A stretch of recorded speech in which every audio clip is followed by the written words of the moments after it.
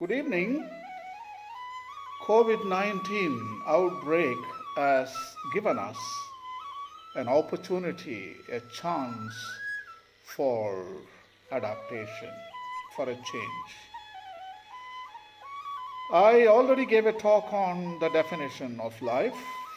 Life is defined by consumption, reproduction, adaptation. So when COVID-19 is gone, I think it appears to give us respite. That is the good news. And if you don't behave again, it's going to come back. It's come back strong. Strong.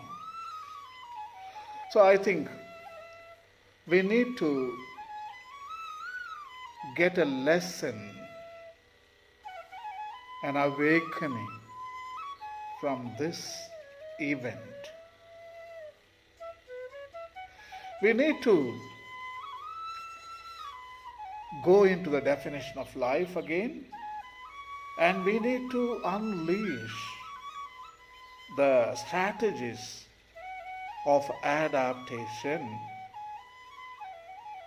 I think we suffered enough. COVID-19 has set a series of limiting factors, that is, obstacles for our life. So now, what we should do? Adapt. That is the important component of life. Consumption is eating. Don't think about consuming cell phones and computers, fossil fuel. Forget about those things. But eat well. Eat plenty. Eat nutritious food. Enjoy eating. And second is reproduction. Have sex and enjoy. It is our right to pleasure, human right to pleasure. And also promotion of life. Sex should not be just an erotic thing to be used, but always in the context of procreation and producing children and promoting our own offspring. The last one is very, very important. Forget about sex and eating, but now, after the corona outbreak, I think only one thing is left for humans is adaptation. How we are going to adapt? How we are going to teach our children to adapt to this, maybe a catastrophe or a cataclysmic event, whatever you would like to call, a destructive element. But how we are going to teach our children to adapt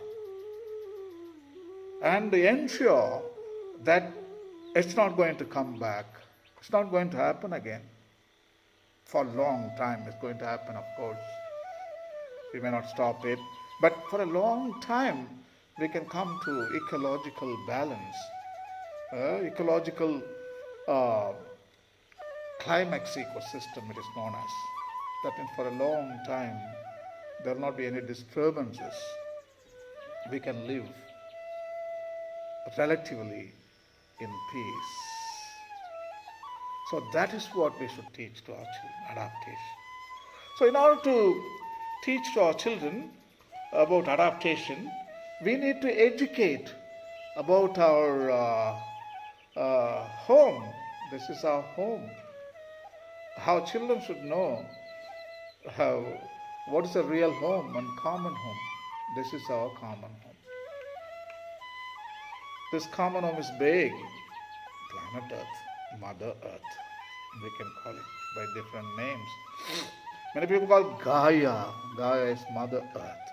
That is a South American term, Latin American term, Gaia, Mother Earth. So this planet Earth, this mother has got consciousness. This mother has feelings. This mother has vibrations. This mother cares for everybody, all her children. It's not only humans. Humans are one of her children, but there are 2 million species of animals and plant species that are our Mother Earth children. So now, this is our home. It is divided into northern hemisphere, southern hemisphere. This is the equator. On the equator, see right here, India is 20 degrees north of equator, and India is sharing two latitude zones. One is the tropics, another one is Tropic of Cancer. So the two zones India is sharing. So we are living on the tropics. India is living on the tropics. So other countries, there are many countries live in Malaysia, Thailand, Mexico in the east, and African countries like Algeria. All of them live in the tropics. So most of the productivity is happening here. Most of the life is concentrated on tropics. So I think saving the tropics, other people, those who live in the north, that means 66.5 degrees, that is called Arctic Circle from the equator. These people, and also southern, like Patagonia in South America, that is 66.5 in southern hemisphere, that is Antarctic Circle. These people should realize that tropics or the productivity zone, the food, the water, the air, hydrologic cycle, carbon cycle, nitrogen cycle, all of them are happening very intense on the equator. Maybe 23 degree north and 23 degrees south. So this is called tropics, or in other words, torrid zone. In other words, hot zone. In other words, balmy zone. So we are living in a torrid and balmy and hot zone. So the good news is most of the productivity is going on.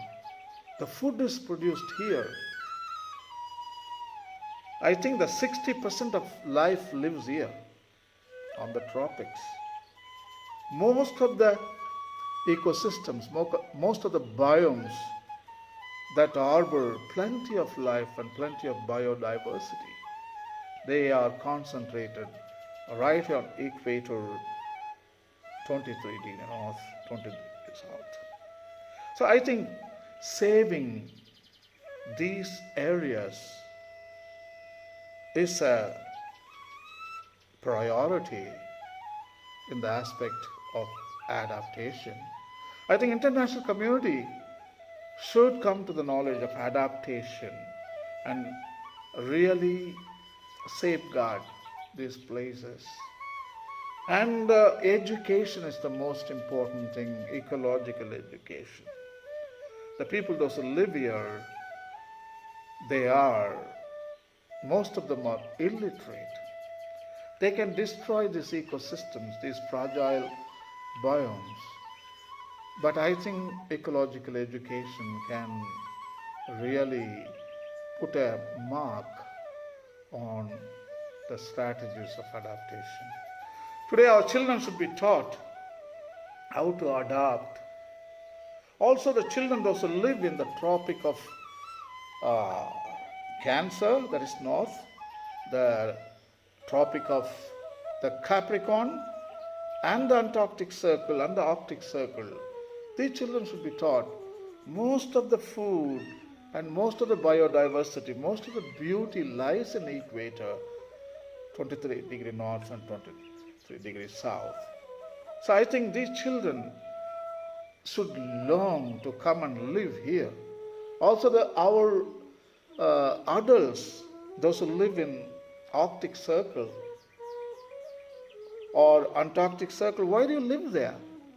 In Arctic Circle, leave the zone for polar bears. Let them live happily. This is the adaptation. I think United Nations has the duty to educate. The politics and religion have to talk. These people have to come down, maybe Tropic of Cancer, or from the south they can move up to Tropic of Capricorn. In that way you clear the place for penguins in Antarctica, the emperor penguins, and humans move up to Tropic of Capricorn, little north. And in Arctic Circle, people come down to Tropic of Cancer, clear the place for polar bears. And even the Tropic of Cancer, why don't you move up, thinking of moving down to tropics? Also, the people those who live in Capricorn, why don't you think of moving to tropics? Of course, I know it's a tight fit. There is not much space left in tropics. 7.5 billion people can never fit on equator, 23-degree north, 23 degrees south. I know that. But anyway, COVID-19 is giving a beautiful lesson. It's an awakening. I mean, adaptation is restoring the ecosystems. And abandon the ecosystems where we have been colonizing. All these areas, northern areas, belong to the wilderness. And set the humans free. Remove the humans from all this, like taiga, tundra, and boreal. All these wildernesses or biomes, they belong to nature. Humans are not supposed to live there, especially in Antarctica. That is not humans' territory. Even in Patagonia, in South America, that is not human territory. It's all penguins. It's all seals.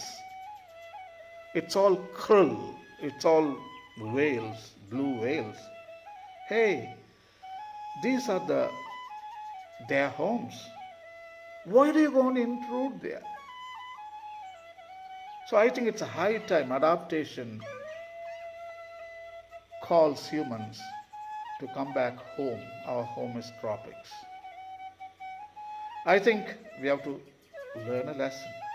The COVID-19 outbreak is an event with the message.